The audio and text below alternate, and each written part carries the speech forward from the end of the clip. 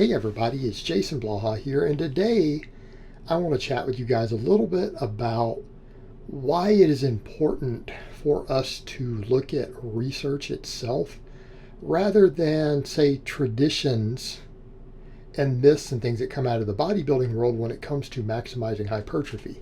And this is really irrespective of what your goals are for maximizing size, because we obviously need to do that for strength sports. Guys who are just chasing a look obviously need to do that.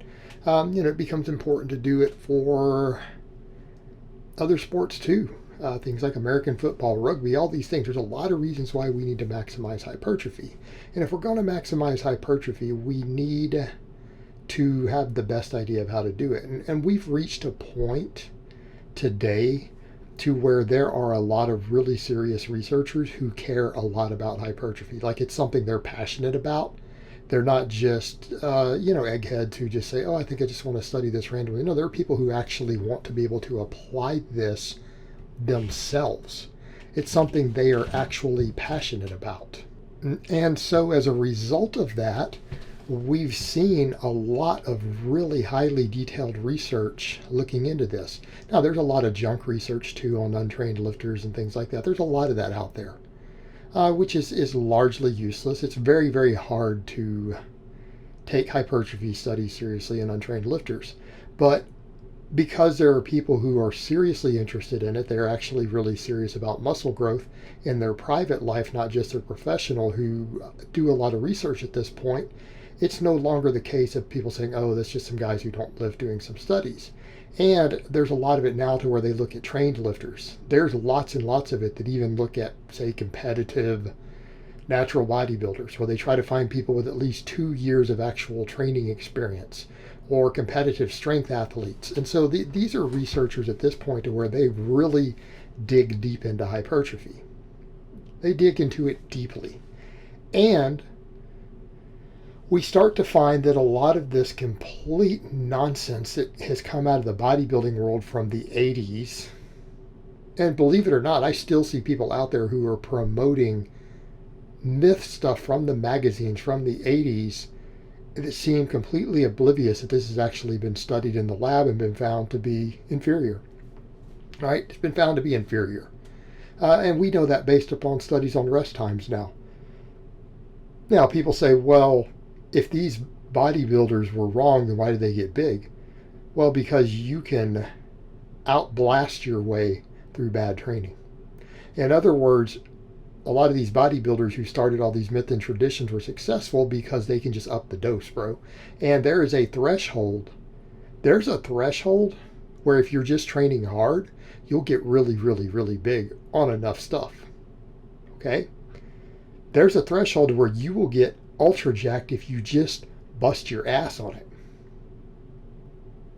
Now, there's also a threshold to where you don't even have to do that. There's a threshold to where if the training volumes themselves are high enough, you don't actually even need the sets themselves to be that hard to get massive. So it's very easy for there to be a large margin of error, because a lot of times these bodybuilders go, well, I have a hypothesis. Like a lot of this pre-exhaustion stuff came from Mentor. They have a hypothesis. Well, we already know this from the rest time studies. Bodybuilders forever did short rest times. It even made it into a lot of books for personal trainers, even from some of the decent PT certifications, as if there really is any decent ones. It's just a piece of paper. And studies have come out looking at it and found, no, actually, shorter rest times produce slightly less muscle growth than slightly longer rest times. Longer rest times actually build more muscle. And it's been pretty consistently found to be true. Might have said a lot of very traditional people from, say, the bodybuilding community, but it's been studied. And it's been studied by researchers who identify as bodybuilders. They're fans of bodybuilding. They care about bodybuilding. And their studies are finding it, that they're conducting on people. Right? They don't have a bias against it. They're just trying to find some answers. So we come over to the pre-exhaustion thing. This is the sort of nonsense that comes out of the bodybuilding world. It's stuff like, for those who don't know, it's doing a single joint exercise before a multi-joint exercise. An example, pre-exhausting your quads with a leg extension than doing a squat or doing a leg press afterwards, right? You could be either one. You pre-exhaust it, and their whole idea is, see, we get into the muscle and we fatigue it, and then we're forced to use a lighter load on the bigger movement, and we continue to stimulate more growth. Or another example, pre-exhausting your pectorals with a fly, a cable fly or a dumbbell fly, before doing a bench press or a dumbbell press, right? And their whole idea, well, we get a good multi-joint exercise after pre-exhausting it, we fatigued it, and then we just get all the muscle fibers and it grows more, right? Sounds good. When it's studied, it causes less muscle growth consistently. And not only does it cause less muscle growth in the target muscle, it causes less muscle growth in everything else. Because at the end of the day, if you're bench pressing, and I don't care whether it's with a barbell or a dumbbell, if you're doing it for volume, right? We're not worried about a 1 rep max. We're not worried about speed work or any of that. If you're doing it for volume, you're doing it to grow. Don't you want multiple muscles to grow from it? Usually, yeah.